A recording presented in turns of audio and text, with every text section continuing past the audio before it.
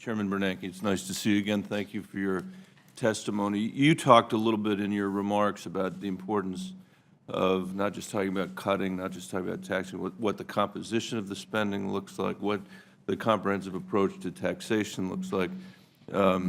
Your view, I think, is more nuanced than the headlines that come out of this place, and I appreciate it very much. And I wanted to ask you in that context how you evaluate the product of the Fiscal Commission. What do you think of their suggestions about their mixes of cuts versus cuts to spending versus revenue? Do you think it should be weighted one way or another? I realize you're here to talk about monetary policy, not fiscal policy, but you testified there. Senator Crapo was on the committee, took a courageous vote to support the commission report. So I wonder if you'd spend a few minutes sharing your views on it. What I think was impressive about the Deficit Commission is that it, first of all, it highlighted the size of the problem. Secondly, it, for the most part, made a set of proposals that, while obviously painful, would address the problem. I say that for the most part because, you know, on some areas they kind of punted, like on healthcare spending, for example, which is really the biggest single issue. They just sort of assumed that cuts would be made, and they didn't give many details. So I appreciate that it was a bipartisan effort, and I think it was very successful in the sense that it showed, you know, gave a sense of the magnitude of the response that's needed and showed at least one path forward to addressing the problem. And some other commissions, like the Rivlin Commission and others, have done similar things. I wouldn't want to tie myself down too much to the details of that commission. I'm sorry, but because I think there are many different ways that you could address it. And ultimately, of course, fiscal priorities are the congressional prerogative, not the Federal Reserve's. But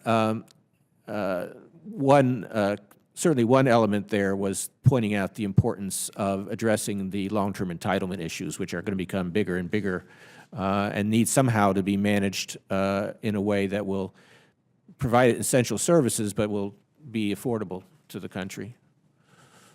I appreciate you're not wanting to endorse the specifics of the plan. I guess directionally, let me try it this way. We are in a place right now where we have a $1.5 trillion, roughly, trillion-dollar deficit, $14 trillion of debt. The Fed's balance sheet has expanded dramatically in order to deal with this crisis. And one of the things that I worry about is that if the capital markets decide one day that they don't want to buy our debt at the price that they're now buying it, that the result of that is going to be catastrophic, and because of the position we're in today with your balance sheet and with the federal government's balance sheet, that there's no room for a policy response at that point. So while you talked about how painful some of the suggestions are from the commission report, I wonder if you could tell the committee a little bit how painless that would seem compared to the pain we would go through in the scenario that I just described. No, there I'm in complete agreement. I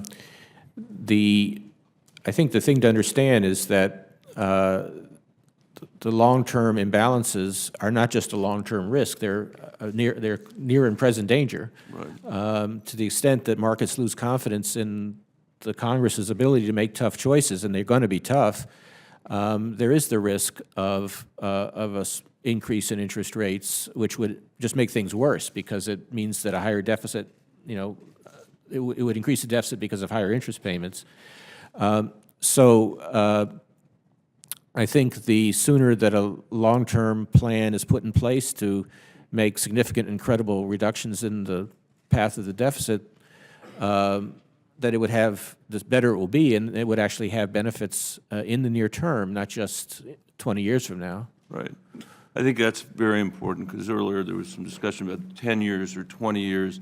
I just want to underscore and underline your observation that this is actually a near and present danger, and that the sooner we get after it, the less painful it's actually ultimately going to be, and the more likely we are to protect ourselves. You said financial instability is extremely costly to the economy. I would argue that the financial instability that would come in the scenario I was talking about actually would be more costly than what we've just been through. I wonder if you've got a view on that. No, that's very possible. It would create both a fiscal crisis and require a scramble by the Congress to try to find any kind of cut or tax increase to address the problem.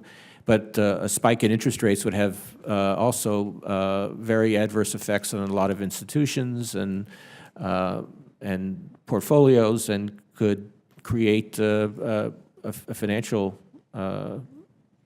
panic as well. So it's really a very worrisome situation. Now, fortunately, the markets to this point seem to have a lot of confidence that we will address the problem, and I hope we can, make that confidence, that we can meet that expectation.